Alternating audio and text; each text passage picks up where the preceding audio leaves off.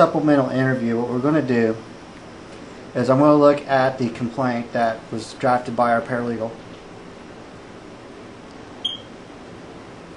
I'm going to ask a question about the statement on here, and you just clarify. And then I'll proceed now.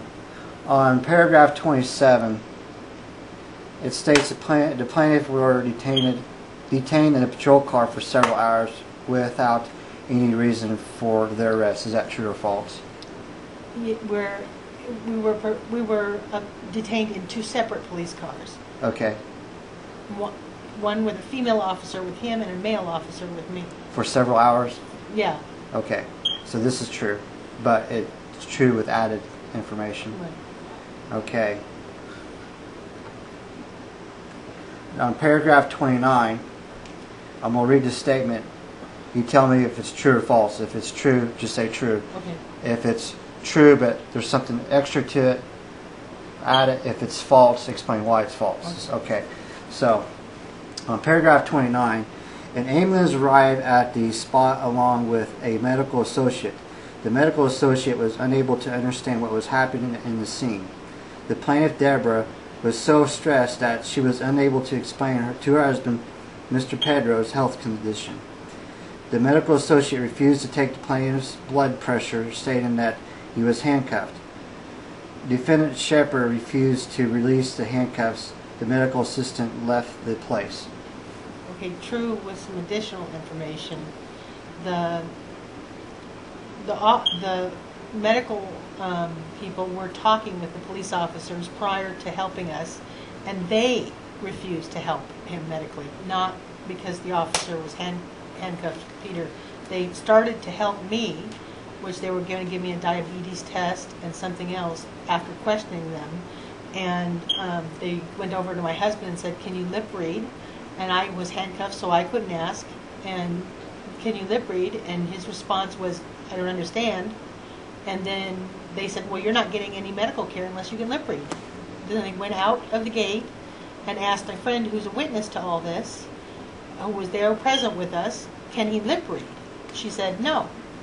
Then they came back and said, "You're not getting any service." And they left. Okay. Paragraph 33. And the comment is, please confirm if this is accurate. So here's the statement. Plaintiffs asked let me start over. Plaintiffs asked for a congressional inquiry from the Attorney General's office to investigate as to why defendant SSA did not address plaintiff Pedro's needs. A copy of the complaint so filed is attached herewith as Exhibit C.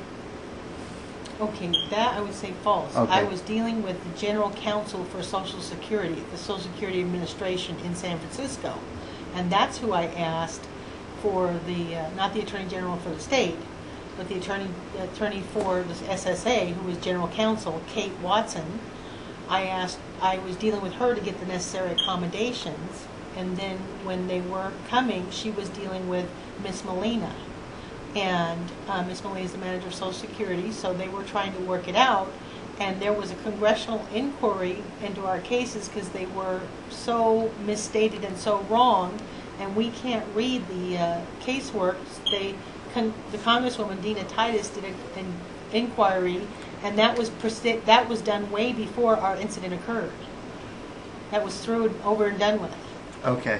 And then at the end of paragraph 33, however, defendant SSA were angry since a complaint was filed with the Attorney General's office.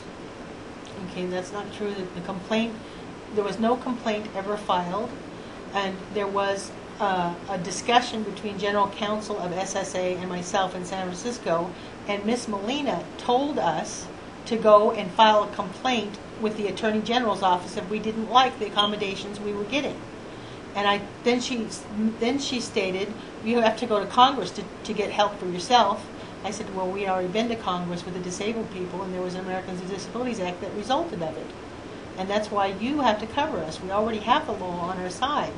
And she got really angry, and she asked us to leave at that point. Okay. That covers everything on the complaint, so thank you.